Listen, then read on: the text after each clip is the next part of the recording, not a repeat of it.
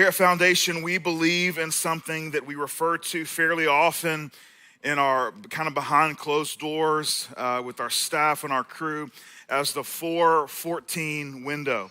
And the 414 window simply states that in the United States, the overwhelming majority of people, 80+% of people, make a decision about the significance of Jesus between the ages of 4 and 14 years old. Now, what that tells us is that it's enormously rare for someone to leave that window and make a decision about Jesus.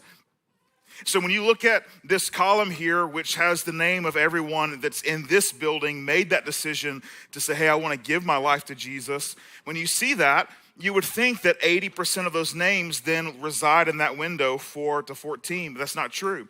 An enormous crew, about half or so, maybe even a little more than half, are people that have exited that window, which is something that we're proud of as a church because we are chasing after people who have exited that window and are still trying to figure out, or maybe have already decided, but we get to introduce them to the significance of Jesus. And then as an adult, they make a decision. And it's just super rare to see or to find it. But that being said, we also understand the significance of the 4 to 14 window. And so we invest heavily in it. We prioritize it. We think it's an enormous importance. And the truth is that the reality of that is that every church knows this. Every church in the United States, this study is very available for anyone to see. And so everyone, when they say, hey, what are we going to do with church? We're going to invest in kids. Like, we're going to do that. However, this also creates a little bit of an issue. It creates an issue where a lot of times church as a whole will put such an emphasis on that 4:14 window that they will do anything, and maybe we will do anything to make sure that a kid says yes to Jesus. Even if they don't mean it. That it just matters that they said yes. And we'll let Jesus take care of the rest of it. You know? And we are now reaping the rewards, though I would pull back and maybe rewards probably not the right word. We're reaping the harvest of that reality. A study came out 4 years ago that started taking a look at folks that were between the ages of like 20 and 40 years old at the time, and starting to see if the trend was happening that they were enormous portion of that crew was walking away from faith. And so what they did is they took some really smart people and they started playing out a way to measure and kind of forecast what would be coming down the pipe. And so they put together 3 different estimates: a best case scenario, a worst case scenario, and just like a middle of the road case scenario. I'm gonna leave out the middle of the road. You can it's just in the middle, right? I'm gonna give you the best case scenario, worst case scenario for the next 30 years, so it gets us to 2050, of if things continue the way they are, this is what we're looking at. Best case scenario by 2050, 35 million kids that were raised in Christian homes who go to church regularly will disaffiliate from Christianity. Worst case scenario, by 2050, 42 million kids raised in Christian homes will disaffiliate from Christianity. Either way you put it, it's over 1 million kids a year who grew up attending church, part of a youth group, maybe went to a Sunday school, maybe went to a camp or a retreat, went on a mission trip, did something somewhere and it was a regular part of their life, are saying goodbye church. And that causes us to ask the question, why? Why is that happening? The answer is actually pretty simple. The practical cause for those walking away from faith is that their understanding of the person of Jesus from their childhood and teen years was not sufficient to keep them in a relationship with him into adulthood. In other words, the Jesus that they bought into when they were a kid wasn't a real Jesus. Like he was a fake manufactured Jesus. That he wasn't actually the real Jesus of the Bible. That he was a Jesus that played more on their emotions in a moment than a movement in their life. And all of a sudden they get to where they're grown and they can make their own decision. And it's like, man, that happy-go-lucky feeling that I felt when I went to church is not there anymore. And if the feeling's not there, then Jesus must not be there. And so I'm moving on from them. The problem has been that student and kids ministry has had nothing to do with spiritual development. Student ministry is just event-centric, where it's let's see how many kids we can get to come to these events. And at the end of the day, that's the win. That is what we will celebrate. This is how many kids we had to come do whatever fill in the blank crazy thing we did.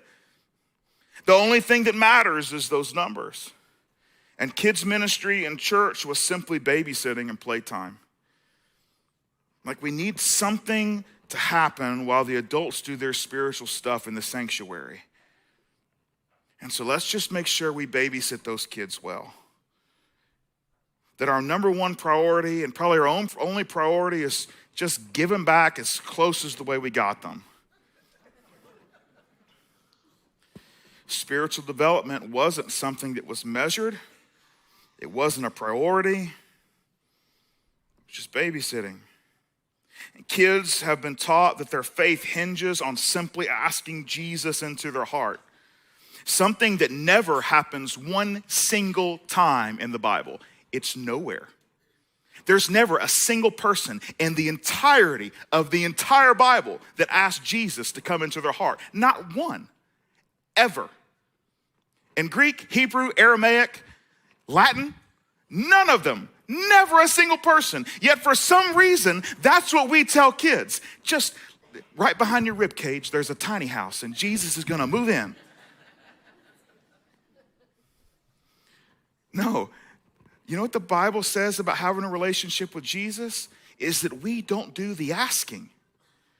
Jesus is the one that already extended an invitation when he said, hey, if you want to be like me, you know what you ought to do? Follow me. Follow me. In other words, I'm not holding up in your heart. No, I'm going to be out in front of you, leading every part of your life. And so it makes sense when they get older. They're like, Jesus. And he's not there. Because he's out front. What happens when you're in a crowded space and you take your eyes off the guy leading you? You look up and they're gone.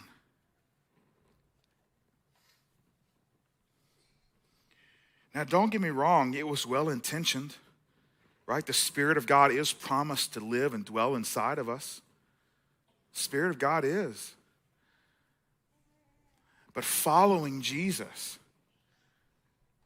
man, that's so much more complicated than just, here's my heart's tiny home. Make it your permanent address. The other thing that's contributed to this is that parents, they haven't been living out during the week in visible and noticeable ways for their kids to take notice.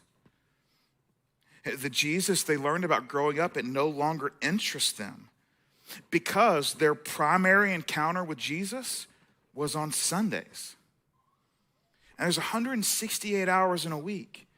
And so if they get Jesus 1 hour a week, and then your family doesn't mention him the other 167, you know what a kid does? Because they've got a brain, they realize Jesus is only one of 168 parts of my life. And so that's pretty small. Probably don't need that. So how do you fix it? We've been trying to put language and bring clarity to this for a number of years. And the phrase that we have settled on is one that's already been repeated this morning a number of times. It's you've got to go all in. You got to go all in. We see this in three distinct ways to help where your child doesn't become one of those statistics, right? The first one is this, is you've got to be inconvenienced for the good of another.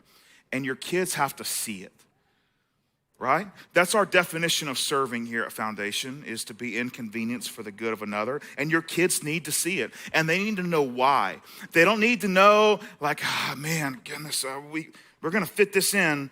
Man, I hope they got their stuff together before we get. No, you're telling them, hey, the reason we're helping is because they need our help. And because I can. Because I'm going to do a really good job at helping them where they need it. And I'm going to show up in moments where there's a need. And God's given me the ability to do it. And he's put me in their life. And so there's a relationship there. So that's why we say yes to some of these things they're inconvenient for us. But honestly, we encourage and we invite the inconvenience. The second thing is you've got to go without.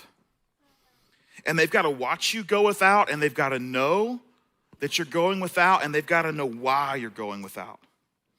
For instance, maybe your kids are like mine, or maybe my kids are just weird.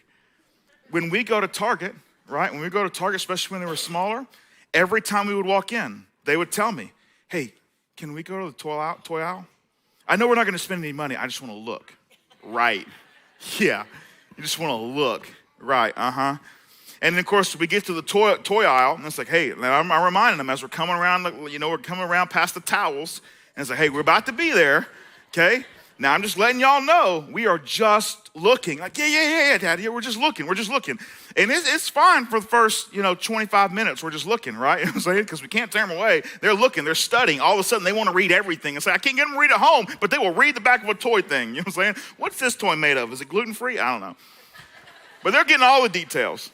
But then before you know what happens? They're like, hey, Dad, remember at Christmas, Grandmother gave me that $20 bill, you put it in your pocket. I don't think you ever gave it to me. I think you owe me that money, and this is less than that $20, and so I think I'm going to get this. You're not spending any of your money, but I'm going to spend some of my money that you have in your wallet because you never gave it to me. Grandmother gave it at Christmas. And I'm telling them, I said, look, that money was spent on macaroni and cheese like 6 months ago, okay? So that money is gone. Like, well, that was my money. It's like, I didn't eat the macaroni and cheese you put in the microwave. That's gross. I want it on the stove. But it's your mac and cheese that's in the microwave. That's what we paid for. I wouldn't have bought macaroni and cheese from the microwave. Well, you sure did eat it, I think all of you should give my kids Christmas presents in the form of cash. Every single one of you. Just give it to me, and I will make sure they are well taken care of, okay? They will not go without. I promise. No, but you got to have a question. You got to answer their question when they're sitting there and they say, hey, can we get this toy? You got to turn to them and say, yeah, not right now. But the truth is, we actually could afford the toy. Like, we could do this. But our families decided we're going to take some of what we have and we're going to give it away. We're going to give some to church. We're going to give some to Bridging the Gap that helps people with food insecurity. We're going to give it to Coweta Forest that helps people that struggle with things that are not good for their life and start to control them. And so we take some of what we have and we give it away to help other people. And you've got to have that conversation. You could tell them, like, hey, normally, like, if we didn't do that, we could probably buy these toys, maybe 2, maybe 3. But we're going to use our money to do some other things. And that's just the way we're going to be as a family. And the reason is because Jesus has asked us to live a generous life, to help people that are in need. I'll tell you one really good example is here in just a few weeks on the 19th of November. We're going to start I believe it's our 6th or 7th year, I think it's 6th year, of doing the Ruth Hill Christmas Project, which is where Ruth Hill is an elementary school that we partner with just a little bit from here. And so we go to them, the social worker, every year. And we say, hey, if there's any kid that needs help for Christmas, we want to do it. We'll take care of all of them. Every kid at Ruth Hill whose family says they need help for Christmas, we'll take care of all of them. And we've been doing that for a number of years. And then in addition to that, this year, at the moment at least, it looks like not only will we take care of the kids at Ruth Hill, we're also going to be able to take care of their siblings on top of that. So not just the kids that go to Ruth Hill, their siblings in the same household, we're attempting to pull that off also. And they'll make ornaments at Ruth Hill, and the ornaments they'll make are going to be hung on a special Christmas tree, and that's what they're told. And so they'll make these ornaments in school, and then what they don't know is that it's our crew, Robin will take a crew over there, and they'll help them make the ornaments, and they'll bring the ornaments back, and they'll hang right out here on a display on the 19th. And when we're done with the gathering, you'll walk outside and you'll be able to grab one of those ornaments that kid made. And that kid that made the ornament, is tied to that ornament. So you'll take it to a table, and then they'll give you the kid's name, and then you get to go do the Christmas piece, and then we give it to that family, and then the parents or the guardian or the grandmother or aunt, whoever's raising them, they get to make sure that Christmas happens, and it comes from them, right? It came from you, but it comes from them. The kids have no idea that that's how it worked. But it's something that you get your kids involved in and say, hey, this is a part of what we do here in our family. Third thing, if you want to go all in, it's not just be inconvenienced for the good of another. It's not just going without. The third thing is you've got to talk about and to Jesus. It can't just be a Sunday morning thing. And I'm saying your kids have got to hear you talk about Jesus more than just when you pray for your food at night, right? Like it's got to be, hey, this is a part of what we're doing. And I would challenge, especially you dads, and for those of you who are fathers, you have the ability to step in and do the weirdest things anytime you want to, and you just chalk it off as this is what dad does, right? Like you create stories of oddness that will be great for your kids to remember. And so what you should do is you should just stop at the most random times, and you should just say, hey, we should pray, right? I'll never forget one of the moments, my kids looked at me weird. We were hiking in a national park, and I was just overwhelmed by like, man, this is an incredible moment. You know, like my kids are jumping off rocks, and my wife is there, and I'm there, and I'm just looking around, and I'm like, this is it. And I just say, hey, can we just stop and pray? You know, just say thanks, because this is a day I never want to forget. And as dads, we can do that. Moms, you can do that too, right? You can do that too. Sometimes you have to explain a little bit more about why you want to do what you want to do. Like dads, just get away with things. Like, because I freaking said so. Right now we're praying. Say thank you, you know? And they think that's normal, you know what I'm saying? When mama says it, it's like, oh no, she's having a breakdown. But when dad says it, it's just normal, you know what I'm saying? It's true. It shouldn't be true, but it's true. Hey, I think this. You know, I've been preaching at you for a few minutes now, maybe almost lecturing you about what it means for you as a family to be all in. But I think when you think through as a church and what church you want to be connected to, I think a question you should be asking of us is, do we practice what we preach? And I think it's 100% in your rights to ask the question in return. As a church, are you really all in? And so to help answer that question on our staff and our leadership's behalf, I would like to bring out what I believe one of the greatest kids directors this side of the Mississippi River, Robin Alexander.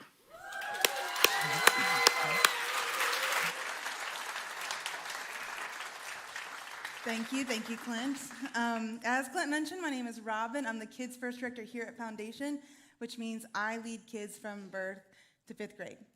This is one of my favorite Sundays each and every year. It's a Sunday where we get to take time to highlight and celebrate all the incredible things that happen in Foundation Kids and in Foundation students. Last year I stood on the stage and I told you guys my number one job is to partner with parents. And boy, is that true now more than ever.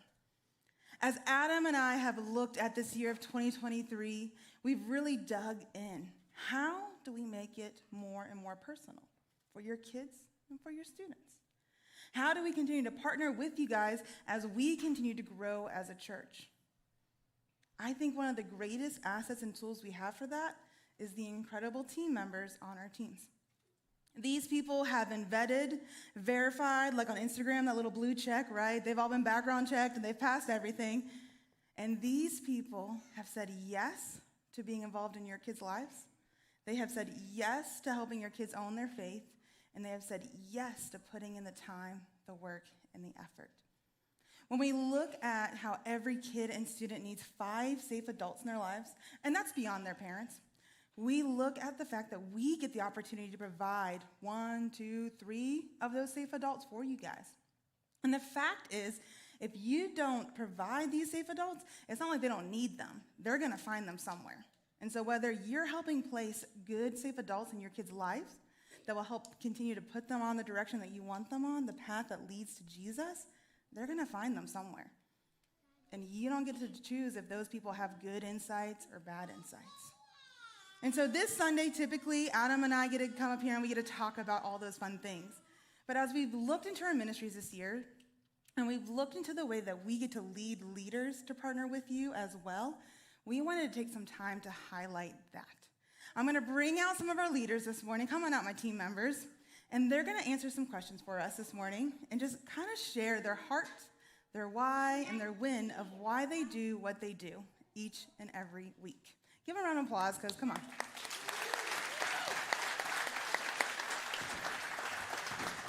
Yeah. I'm glad you guys all got the black t-shirt memo. It is a standard to be on the stage. You have to wear black shirts and black pants. And just kidding. Christian did try to convince me to wear like black on black and then a Braves flat bill hat as well, so I could mimic Clint. But I chose for this one instead. Real quick, I want you guys to go through. I want you guis to tell me your names, where you serve, and how long you've been serving there. I'm Angela Lewis. I've already done this once, I can't remember. Okay, I serve with the Chickaroos, kindergarten, first grade, in this service actually upstairs typically, so I'm not there today. There's no one up there right now. I'm just There's kidding. no one up there, they're all by themselves. We have subs up there today. And I've been serving since March. I'm Courtney Feltman, and I serve with the student ministry for middle school, and I started, I think, in August, so this is my first year. I am Micah Brown, and I've been serving since January, and I serve in the pre-K room. I am Jack Carroll. I serve with high school students, and I have been doing this for about 2 years now. Awesome. Now, you guys all said yes to being up here today, which is incredible. Thank you guys for that. But also, you said yes to hopping on these teams. Real quick, I would love for you guys to share why you said yes. A number of years ago, I was challenged with serving in the church, and so I just really think that that's a really important thing, is to serve someplace. And so when we started coming here, we were just looking for opportunities and places we could serve, and I asked Robin, hey, do you happen to need leaders? And she's like, yeah, like, of course. Duh. So I just started helping out with kids. I have kids, I like kids, and so that's what it is. So I actually grew up as a youth minister's kid, so I got to see how Jesus used my parents in the lives of so many students, and being able to see how that impact was made on their lives. Even to this day, as my parents are much older than they were when they were serving, and the adults that they've grown into be, they still reach out and they still look to them for guidance and encouragement throughout their life. And I have such a huge heart for kids and students, and my husband and I were talking about, hey, I think, we want to be involved with the student ministry. Weren't sure about the time, was this the right time? And then funny enough, Adam actually approached us and was like, hey, would you guys be interested in doing students? And I started laughing. I was like, you have no idea. We literally have been talking about this for like several months. And so that was a God thing. God brought Adam to us to ask that question when we were kind of unsure, and gave us that reassurance. And so we're super pumped to be in kids and in students. Why I said yes? Well, I've been told I love kids. I adore kids. Anyway, I've been told my whole life that, oh, you work so well with kids and all that. And then I heard that there's a need in the church to serve with the younger kids. So I was like, yeah, why not? That'd be cool. Yeah, and actually for Micah, this is a really cool story. So the Christmas parade last year, so in December, right before he hopped on the team, one of our team leads was there in the crowd, and Micah was just killing it with the kids. Just fun, silly, joking, laughing.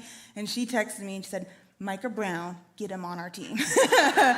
And it was really cool because he had, probably the week before, I'd said, hey, I think I would like to check out kids. So it was really cool how that worked out. But for sure, your love and passion for kids shines. Jack? The paycheck. I'm just kidding. I don't get paid. No. At first, it was just a role that needed to be filled.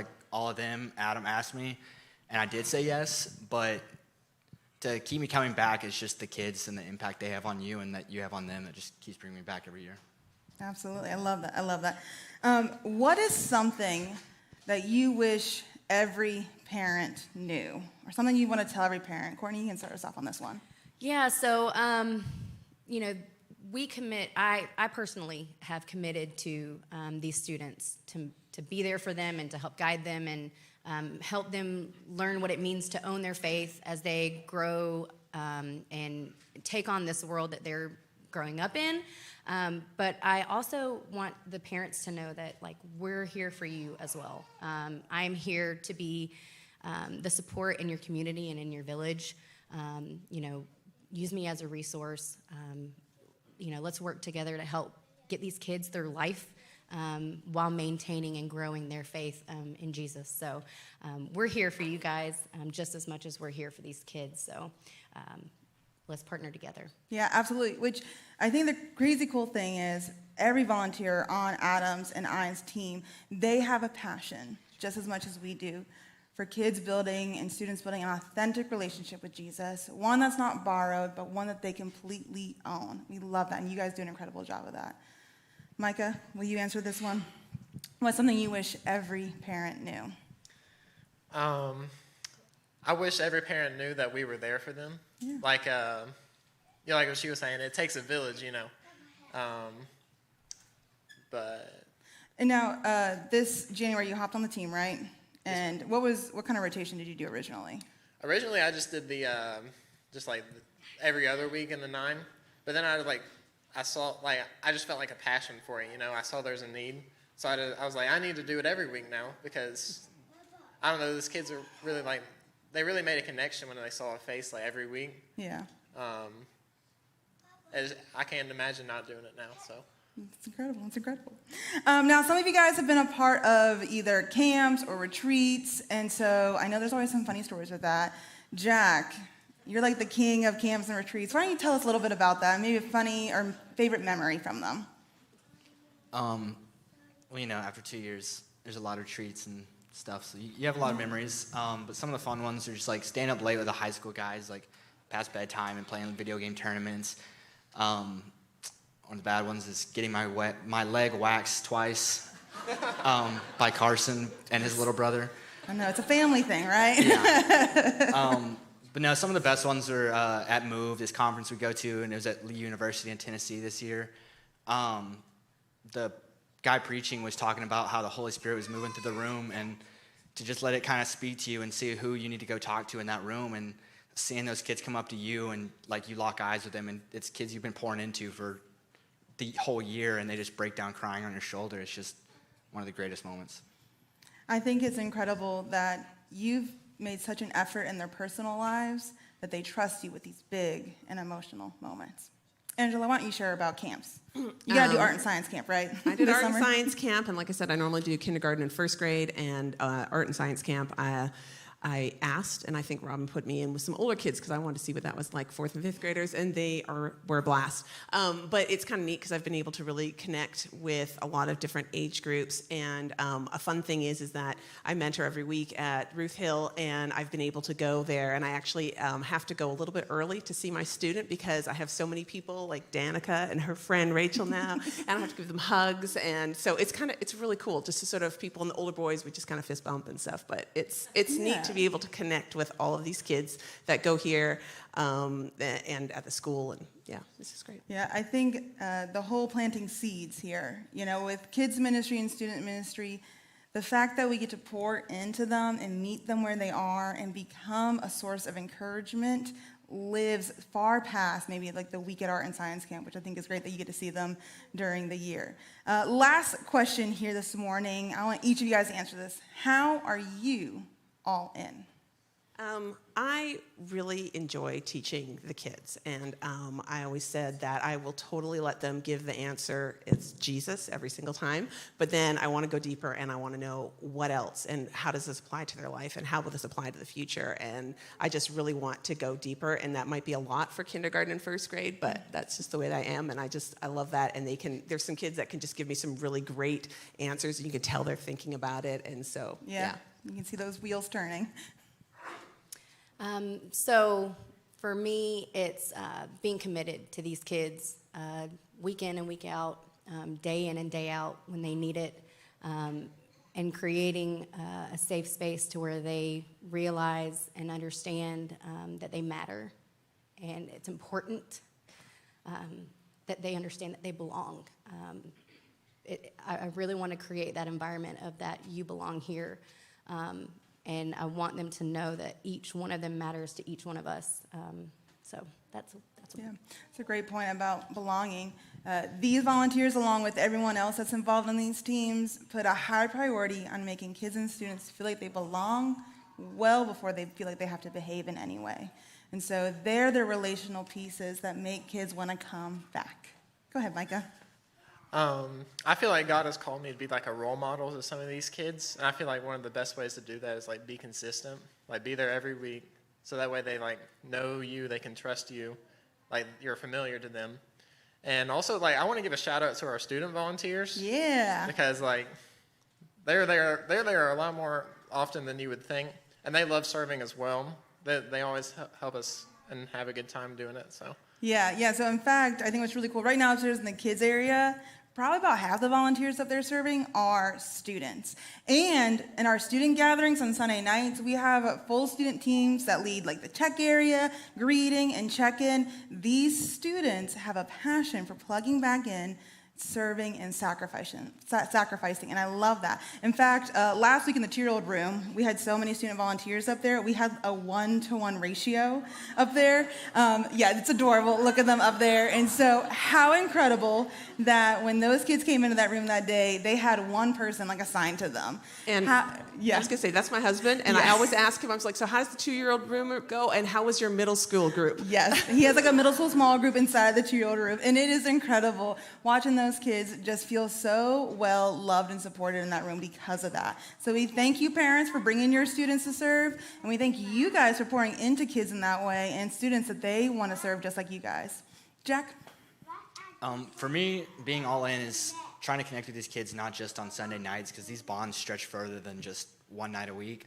Trying to go to like a ball game or just an event they like, just finding a common interest and sharing that with them, whether it's a baseball game or Yeah. tennis match, anything like that, just going and watching them. Absolutely. The time that these guys take outside of a Sunday morning is incredible. Give them a big round of applause. Thank you guys this morning. Thank you.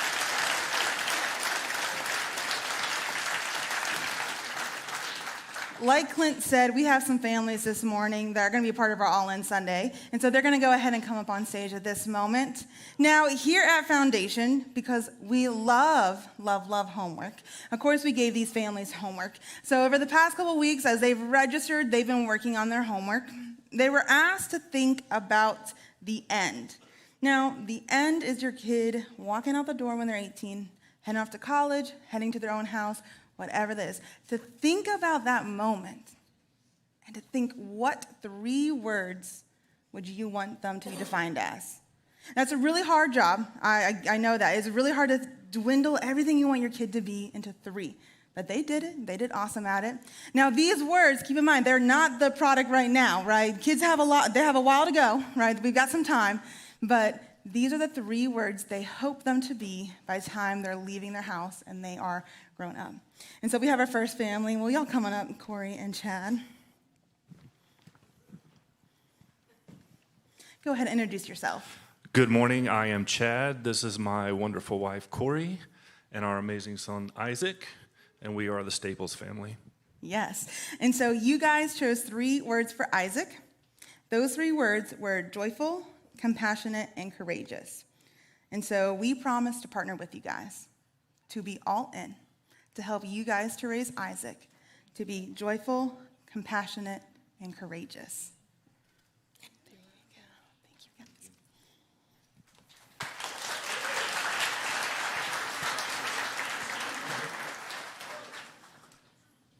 All right, who are you, sir?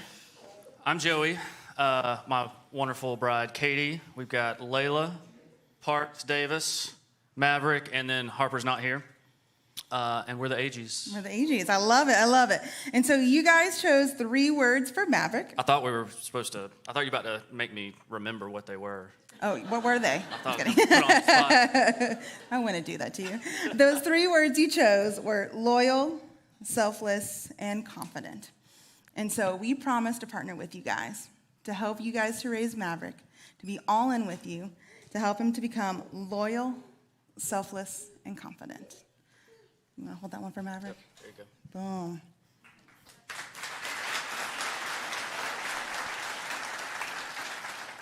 And the 3 words you chose for Layla were loyal, selfless, and confident.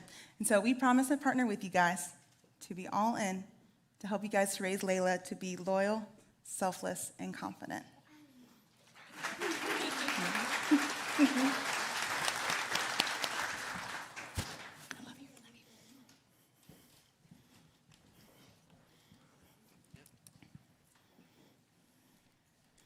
Hi, I'm Cassie, and this is Kurt, and these are our 3 boys, Cooper, Caden, and Crew.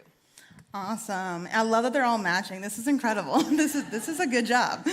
All right, so for Crew here, your 3 words that you guys chose were upright, bold, and patient. So we promise to be all in with you guys, to partner with you, to help you guys to raise Crew to be upright, bold, and patient.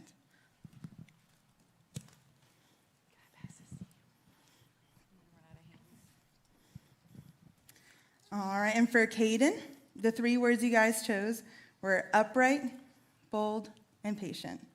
So we promise to partner with you, to be all in, to help you guys to raise Caden to be upright, bold, and patient. Here you go, buddy. Good job. All right, and the oldest, Cooper. The 3 words you guys chose for Cooper were humble, trustworthy, and hardworking. So we promise to partner with you guys, to be all in, to help you guys to raise Cooper to be humble, trustworthy, and hardworking. There you go. Thank you guys.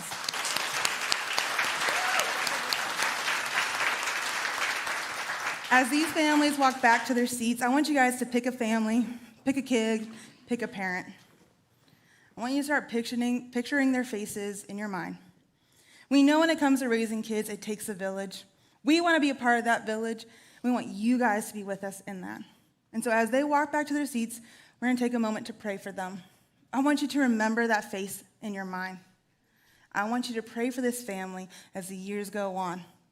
Because like I said, we know it takes a village, and raising kids is not easy. It's not simple. And so we want you guys to think about them and to pray for them. Pray with me now. Dear Heavenly Father, thank you so much for today. Thank you for these incredible families standing up and just saying, we want to be all in with you, Jesus. The Jesus that they see on Sundays is the Jesus they're going to see in our home, Lord. We pray that you will guide each and every one of these parents in leading their kids closer and closer to you, Lord. I pray that the adults you place in these kids' lives, the friends you surround them with, will continue to push them closer to you, Lord. Allow the people and the village that surrounds them just be who you are, Lord. I pray that you give them wisdom and courage. I pray you're right alongside them for the best days and the worst days, Lord. I pray that they never have to feel alone and that they're in this by themselves. In Jesus' name I pray. Amen.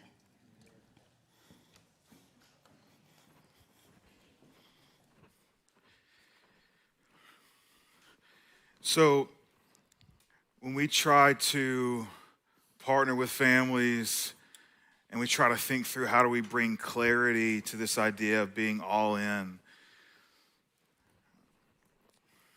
we've really kind of settled on one word. It's almost like if we can master this one word, then it really helps us take that enormous leap of being all in on giving our kids and the kids in our community the best opportunity to own their faith. I will warn you, though, this one word will cost you if you were to master it. And that one word is time. Time. It's one of those things that every single person on the planet has. But it's so incredibly difficult to manage.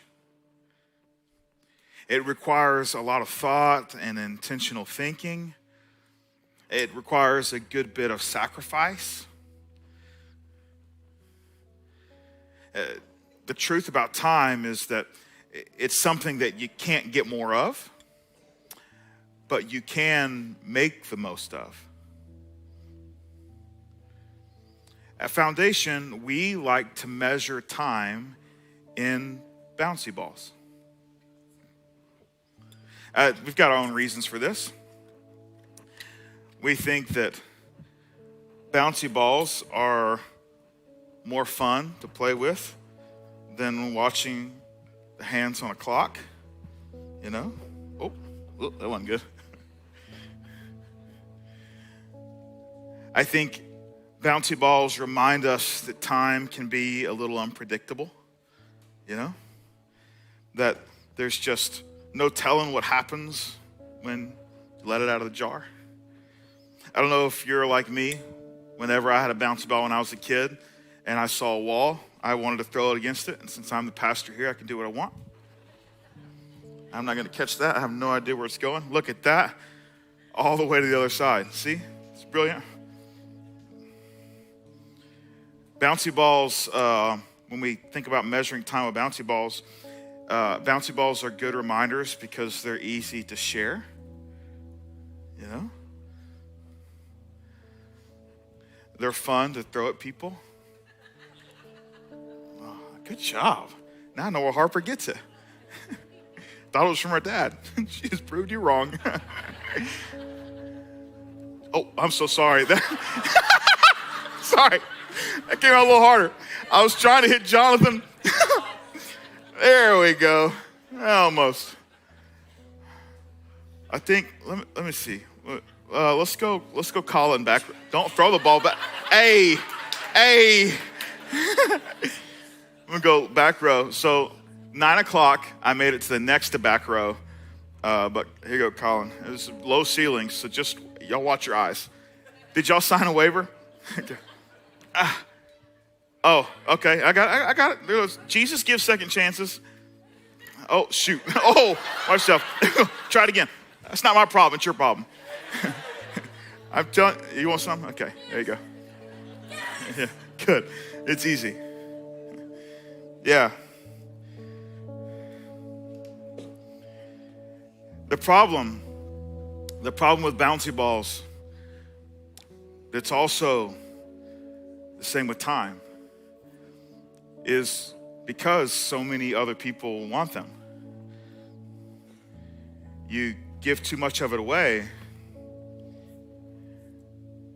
and you run out of bouncy balls. But everybody wants them. Like there's no sane person in this room that didn't just want a bouncy ball, you know what I'm saying? Right? Like everybody was like, hey, let me have one of those things, which is the same with your time. Everybody wants it. Like if you're gonna give it away, if you're gonna share it, your time is just as fun as a bouncy ball. It's like, hey, let me have some of that. And so people are vying for it, and corporations and companies, they want some of that time too. Other people in our community want time. The church wants some time, right? Like everybody wants some time, and you gotta figure out, hey, what do I do with the time that I've got? Because the truth is, eventually the jar's empty. Now, jars that we handed out to the parents this morning, our kids team went and got your kid's birthday, and they figured out how many seasons you have until they turn 18. And that's how many balls are in the jar. And so the hope is that on the first day of the new season, you would take a ball out, and you let them play with it or eat it. I don't know. Maybe don't let them play with it for a little, right? And eventually, the jar is going to be empty. This jar represents my son. There were 26 bouncy balls in here. We've been doing this with bouncy balls for like 5 years now. And so every year, the jar gets more and more close to empty. I've been tempted to use Hadley instead of an E because she's younger, and so that would make the jar have more balls in it. But the truth is, I need a reminder every year also that the jar's just getting empty. And so what do I do with it? What do I do with it? For sure, I think we've got to make the most of it. Now, this isn't something that I invented or Foundation invented, the idea of making the most of time. The truth is, it's a biblical concept.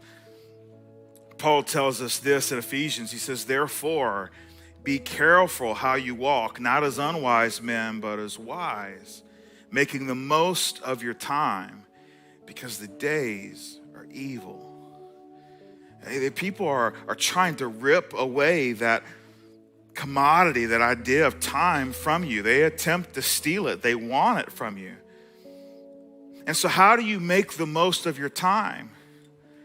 Well, when we look at it through a holistic lens of the narrative of Jesus and the story of God that we've been invited into, we think that the solution to this issue of an emptying jar is simply to go all in. They say, hey, Jesus, I'm actually going to take my jar and I'm going to give it back to you and say, you get to tell me how to make the most of this time. You get to inform me what the wisest way to use the time that I have is. Because there's a lot of people that will dictate to me what I should do with what's in my jar. But at the end of the day, there's only one person that actually invented the concept of time, and that's God. And so as the orchestrator and creator and catalyst for it, he knows a lot about it. So if we go all in, that gives us the very best opportunity to make the most of it. I want to give you a few examples of how you can practically allow this to play out in your life for those of you who are parents or guardians, or maybe you're just part of someone's village, right? You're part of a village for a parent or guardian or caretaker, and so you get to apply these principles also. There's really three things I would encourage you to do. The first one is to make most of your time to go all in. The first thing is, if you want to make the most of your time that you got in your jar with your kids, number one is you got to plan it. You can't just wake up every day and say, well, whatever the day gives me is what we're going to do, right? Like that's a survival thing, right? Okay, I'm just making it one day at a time. Like at some point, you've got to take some ownership and realize that, okay, well, there is a one day at a time mentality. However, this is so valuable, I'm not going to simply survive. I'm going to make intentional decisions to do something more than just make it through the day to get to the next and see what the day brings me.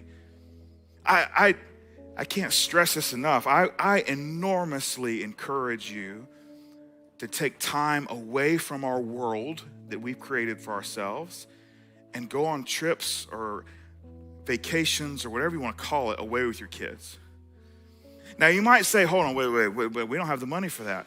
Look, I'm not saying you've got to do it every Sunday or every holiday, 3-day holiday weekend, right? No, it is doable, though, for you to do something incredibly memorable with your family if you will just take the time to plan.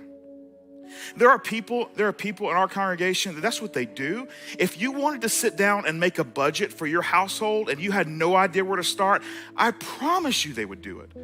I promise you they would sit with you for an hour and just say, hey, let's figure this out. You want to go somewhere 18 months from now that maybe your kid's been talking about nonstop or they watch on TV or whatever it is, and you want to do that? Let's figure out a way for you to do that. With the income that you have, and they'll help you build a budget to say, hey, this is legitimately how you can make this happen. And if that intimidates you, like, well, that's a stranger, I'll sit with you. I love to do this. It's one of my favorite things to do is to plan trips. Like, I love everything about it. And if you want to sit and do something, I would love to sit with you and talk about the possibilities. Second thing is you've got to let the things that happen in your life take time. You got to let it take time. We're in such a hurry. You just got to let it take time. For the very first time ever, yesterday, this was not a part of our message until yesterday. For the very first time yesterday, I reaped some rewards from Emerson, my son, with this whole letting it take time things. I've been working on like my truck or my wife's car like nonstop for it seems like a decade. And for real, like a decade. And I used to make Instagram videos of me doing it, right? And so just like little things, if I can watch a YouTube video about it, I feel like I can pull it off. And so then I would like film these things. Well, I started letting E participate, hold the flashlight, right? You know what I'm saying? Like that whole thing.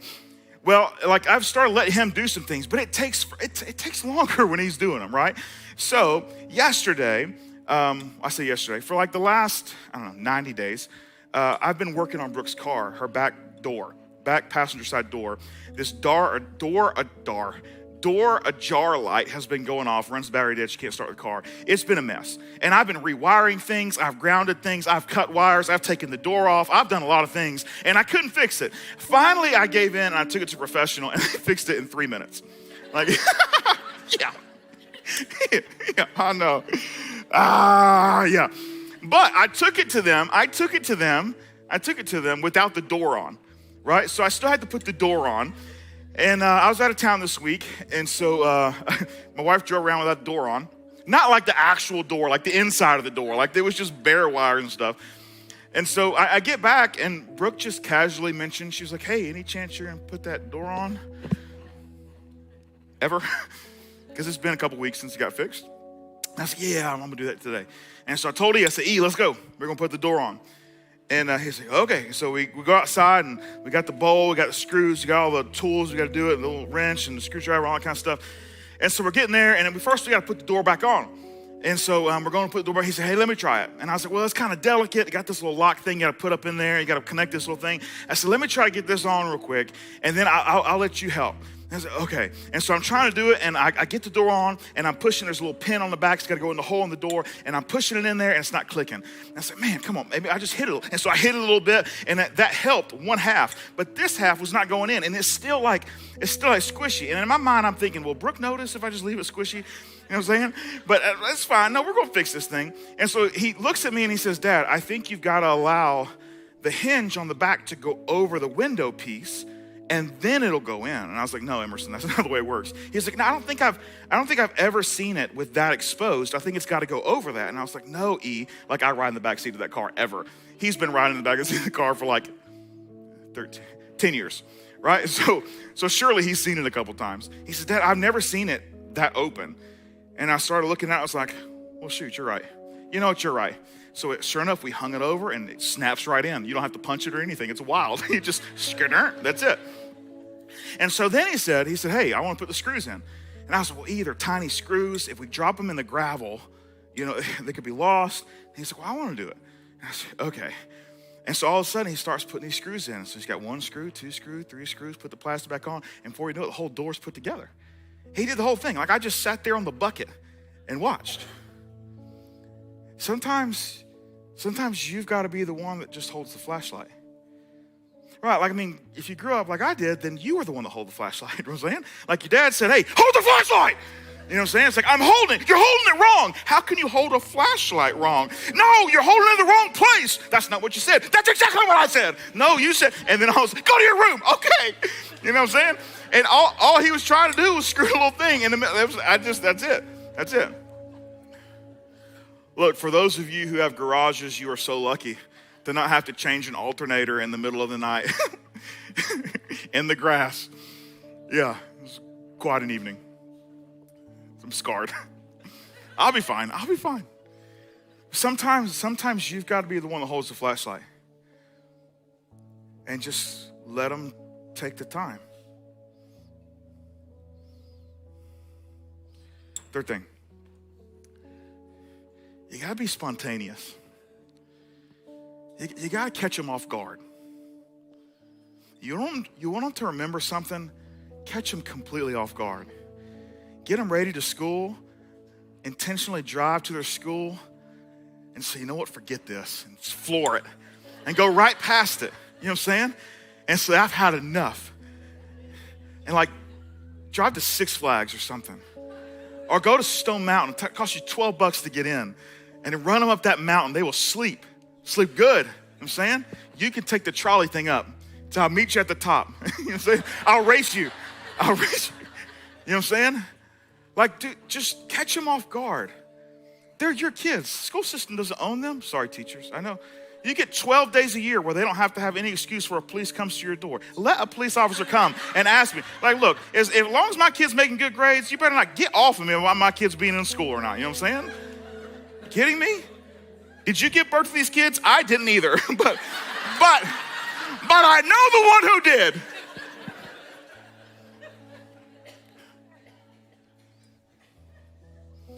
Now, here's the thing, though. Here's the thing. You got to be careful because you can hear a talk like this and you can overreact. All of a sudden, you can get your little glass jar and like, oh my goodness, all I got is this many balls in it. And so I'm going to be helicopter and I'm never letting them out of my sight. And every single one of these little time balls, they belong to me and I'm not giving away to anybody. And I'm going to spend every single freaking moment with my kids. And then you become an ultimate failure as a parent because they depend on you to exist. And that's not realistic.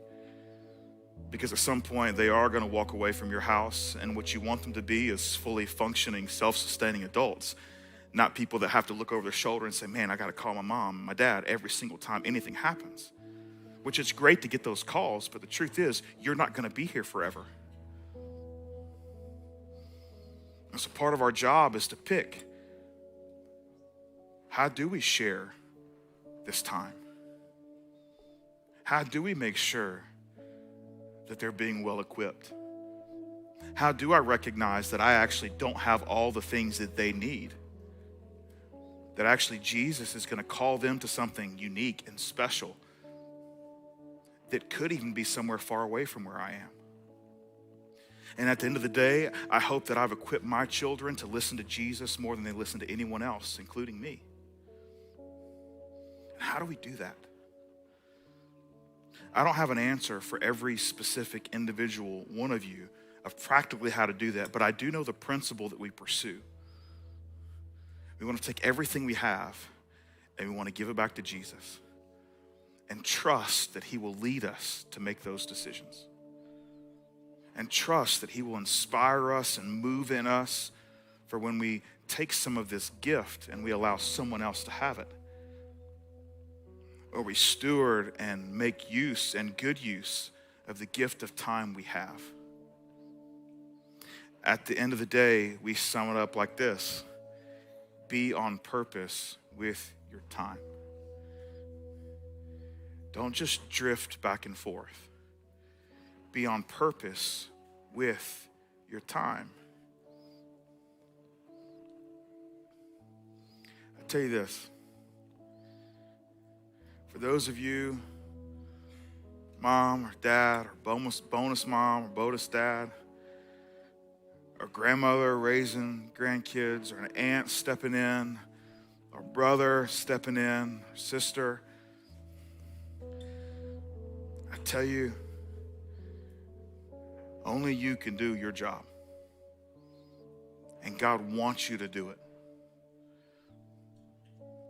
God wants you to do it. And so whatever you got to do to make this work, you get to work. And don't let anything stop you. I tell you, I've sat with a lot of people that have passed from this life to the next, and I sat beside their bed,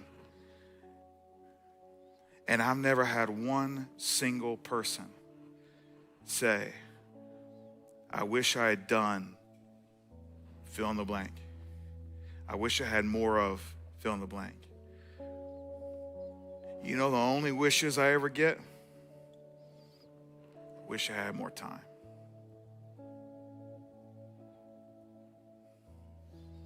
And I think that's a human condition, a human reality. It sits with each and every one of us. So be on purpose with it. Make the most of it.